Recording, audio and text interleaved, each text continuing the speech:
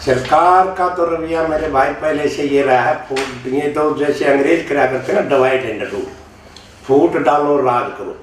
पहले तो इन्होंने 35-1 पे लड़ा दिया हमारी जनता को। आज ये चाहते हैं कि आड़ती और किसान में टकराव हो जाए। पहले क्या था, अकाज किसी कोई भी जमींदार जब घर से जो ट्राली लेकर के चलता है, उसके बहुत बहुत बड़ी लिस्ट होती है। उसमें ये होता है कि पशु चारे के लिए खड़ है, बिनोड़ा है, कोई और भी सामान लेकर के आना है। फिर उसके पास होती है बूढ़े माँ बाप की दवाई लेनी होती है, अपने बच्चों की कापी किताब लेनी होती है। भाई कोई लड़की आ गई, उसका सूट भी पढ़ाना होता है। वो आज हमारे साथ ये हालात कर दिए किसान और आड़ती के बीच में। हम यदि से उसका टंकी का तेल भी खत्म हो जाए, खत्म, उसका तेल डलवाने लायक भी नहीं छोड़े। आज इससे मैं तो इसको सरकारी गूंगी और बहरी सरकार कहता हूँ इसको। आज मेरे साथ किसान के साथ इतना शोषण करने जा रही है। आप ये मानिए, कोरोना काल पिछले 1 साल बच्चों की पढ़ाई का निकल गया। आज अब 30 अप्रैल के लिए फिर स्कूल बंद कर दिए गए। किसान को कहाँ मार दिया? इसलिए मार दिया, बच्चों की पहले तो फीस भी दिवा दी स्कूलों को, किताबें भी खरीद करवा दी, अब फिर उनको स्कूलों को बंद कर दिया गया। अब क्यों? ये सरकार की एक पॉलिसी है। अभी जब कोई भी इंसान शिक्षित हो गया और तो सरकार के खिलाफ वो आवाज उठाएगा। अब यहाँ मैं अपनी जनरेशन को अशिक्षित बना दूं और गरीब और अमीर की इतनी बड़ी खाई कर दो। जब हमारे बुजुर्ग पहले सोचा करते कि चांद ऐसे है, जमीन ऐसी है, तो उनको इस बात का ज्ञान नहीं था। आज हर आदमी 1-1 पैसे का मोहताज होता जा रहा है। और इस एशिया का सबसे पहला साहूकार अनिल अंबानी को, मुकेश अंबानी हो गया हाथ, कि कल के पेपर में थी जागरण में।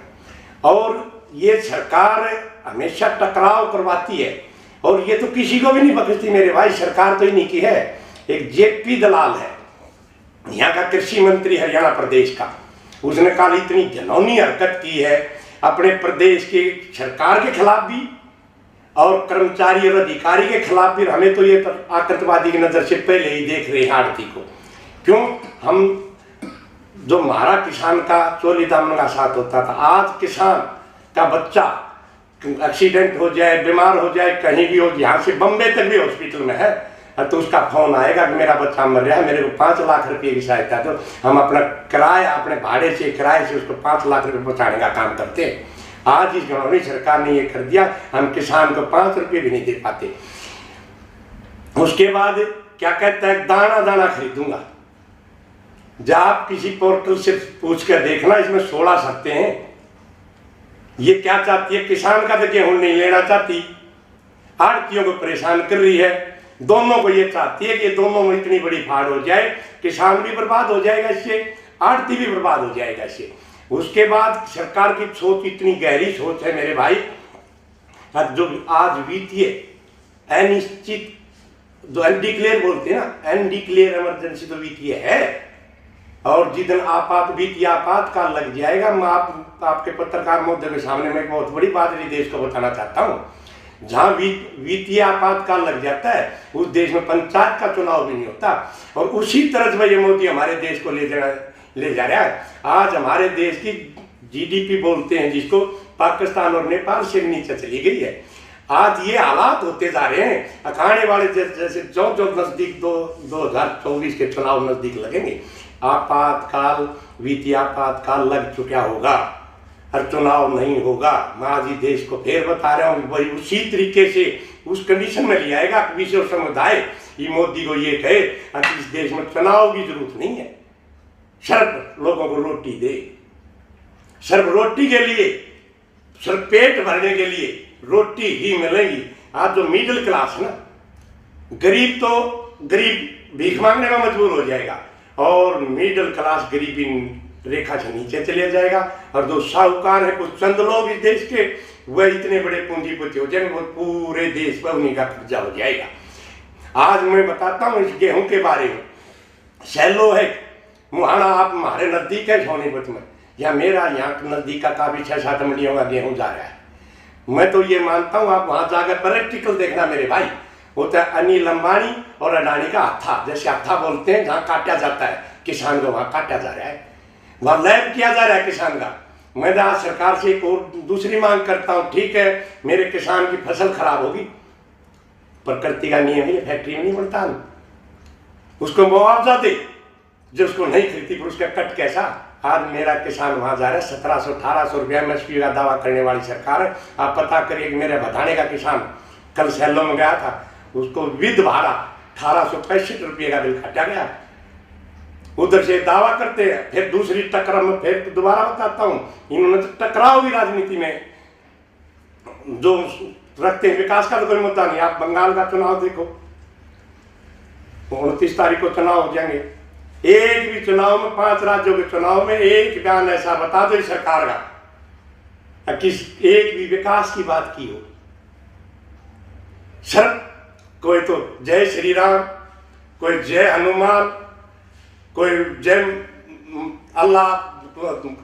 हमारे देश को बांट दिया मंदिर मस्जिद गुरुद्वारे में। न कोई शिक्षा की बात कर रहा, न कोई रोजगार की बात कर रहा, न मेरे किसान की बात कर रहा, न मेरे मजदूर की बात कर रहा। इतनी घनौनी सरकार जनता में इतनी आंखों में धूल झोंक रहा है 24 घंटे की। इस हिंदुस्तान में यदि कोई फैक्ट्री चल रही है, उधर पत्रकार महोदय मैं आपको बता रहा हूँ, एक ही फैक्ट्री है, झूठ की फैक्ट्री, वो सर मोदी की, न सारा कारोबार ठप है। आज कोरोना का एक ऑर्डर दिखा दिया, ऊपर से गेहूं का सीजन है। इस पर देश से आप कहीं भी जाते हो आपको पता लगेगा, शाम को टीवी हर चैनल दिखा रहा है, मजदूर पलायन करने लग गया। अब उनको ये डर हो गया, अब पिछली दफा भूखा तसाया पैरों में छाले पड़ गया, अपने गंतव्य तक पहुंचने का काम किया उसने, मेरे मजदूर ने अपने घर तक जाना चाहा उसने।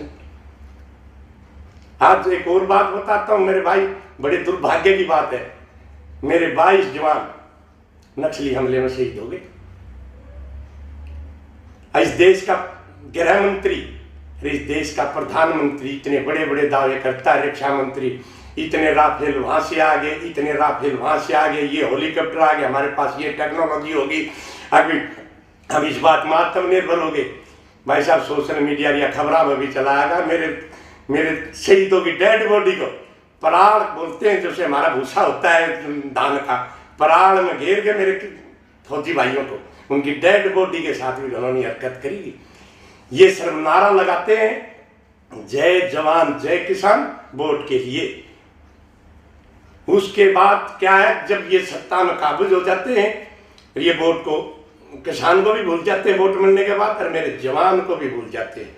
आज किसान तो इन्होंने बर्बाद कर दिया, और जिस दिन मेरे जवान ने भी ये सोच ली अभी तेरा किसान बर्बाद हो गया तो भी चल, उस दिन ये सरकार क्या करेगी।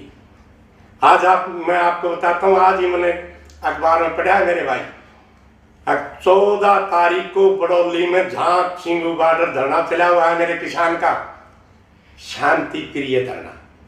कोई भी रोड जाम भी करते हैं तो वाइस कॉल देते हैं ताकि लोगों को तकलीफ ना हो। 30 बजे से लेकर इस बजे तक हम फलाने रोड को जाम करेंगे। इतने शांति प्रिय धरना करते हुए भी आपने देखा होगा पीछे रोहतक मुख्यमंत्री का प्रोग्राम था, एक हिंदुस्तान में पहला 17वीं का प्रोग्राम मेरे उत्तर भारत में शनिवार को एक प्रोग्राम हुआ है ना। 17वीं और 13वीं मेरे भाई हमारे समाज में शनिवार को नहीं होती। अरे 80 साल के बुजुर्ग के अधिकारी, पुलिस अधिकारी ने सर में लाठी मारी गई। सर में लाठी मारने का अधिकार किसी फोर्स के पास नहीं है। फिर उसके बाद कैमला में देखा आपने, पहले इसका हेलीकॉप्टर उतरने नहीं दिया गया। आज ही धरना स्थल पर यह किस लिए आ रहा है, 14 तारीख को इसलिए आ रहा है कि मेरी जनता आपस में टकरा जाए। ये तो बैठ कर हंसते हैं वहां। आज हमने वहां इतने लोग लड़ाए, आज हमने वहां इतने लोगों में FIR कराई, हमने आज इतने लोगों में वाटर कैनन चलाया, इतने लोगों में लाठी चार्ज कराया। ये नहीं, मैं राजनीति किसी को भी बढ़िया नहीं मानता, कोई भी राजनीति लोग हो, पर मैं ये मान के चलता हूँ इतनी अन्यायी और घृणित सरकार इससे पहले हमने कभी देखी नहीं। मैं 1987 से हर एक राजनीति में वोट डालने लायक हो गया था, राजनीति के जय बोलने भी लायक हो गया था, पर आज ही सरकार ने ये साबित कर दिया। अभी मेरा मानना ये आपातकाल वैसे भी इमरजेंसी लगेगी, कोई चुनाव नहीं होंगे, ये ऐसा कानून बनाते जा रहे हैं जैसे रशिया वगैरह में, चाइना वगैरह में जितने अब सत्ताधारी लोग अपने काबू रहे। पर मेरी जनता, मेरा मानना यह है कि यह उत्तर भारत में कुछ एरिया, हरियाणा, पंजाब और पश्चिमी उत्तर प्रदेश के लोग इतने सख्त लोग हैं मेरे भाई, ये कहते हैं वह बैठ के आतंकवादियों का सपोर्ट है, या आतंकवादी बनने में मीडिया के सामने कह रहे हो, ये लोग भूखे मरते, आतंकवादी बना देगी इनको सरकार।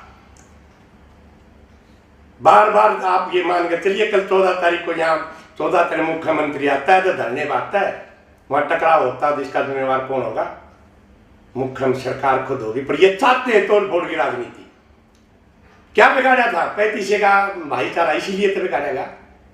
इन्हीं के आदमियों ने, सरकार के आदमियों ने स्कूल जला दिए, सरकार के आदमियों ने अपने बलबूते से मार्केट को लुटवा दिया, फिर नागजनी करवा दी। आप ये मान के चलो भाई साहब 135 दिन हो गए धरने में, जब कहीं एक पटाखा भी फूटा हो तो ये बताइए।